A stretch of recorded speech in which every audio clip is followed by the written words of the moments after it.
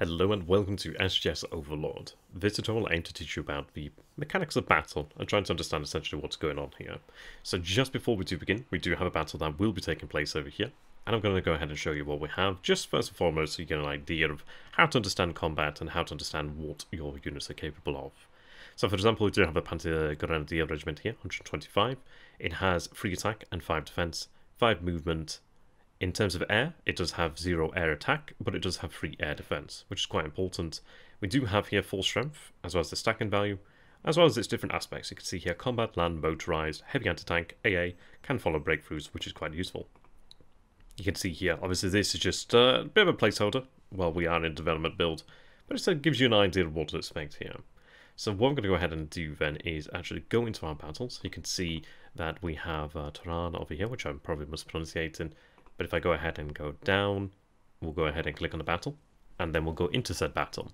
So you can see that we will begin, and the battle will take place in different phases. So currently we have the anti-aircraft fire phase, so anti-aircraft capable units can fire. Now, unfortunately, the paras over here do actually have some decent AA, so we may lose the Focke-Wulf 190s, but it's worthwhile to have them support, because if they do manage to survive, which actually they will.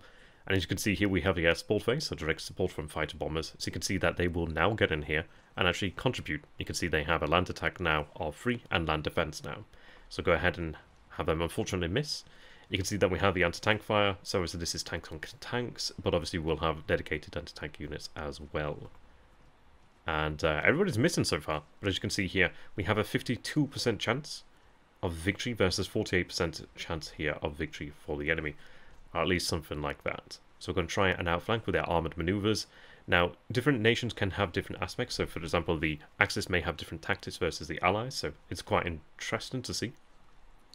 Now you can see then we have main combat. So all units are involved here, and this is where morale is going to come into play a bigger role.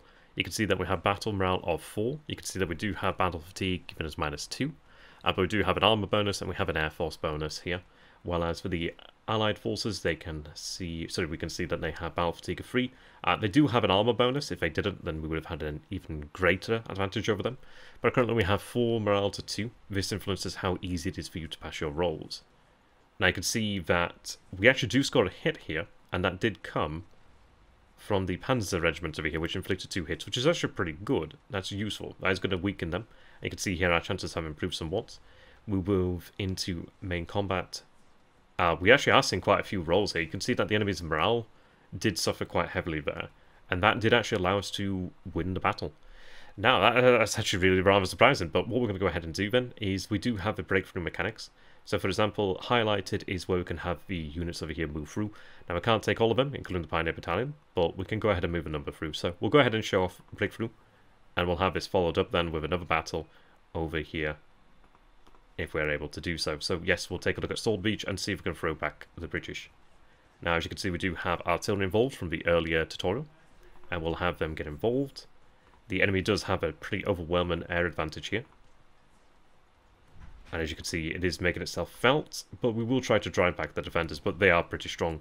So this would be a good time to retreat, which you can do by pressing this over here. Now, there are a number of cards that can be used to influence the actual battle. So, for example, the Allies do have these over here, but there will be more in the future, so do bear that in mind. Thank you, and goodbye.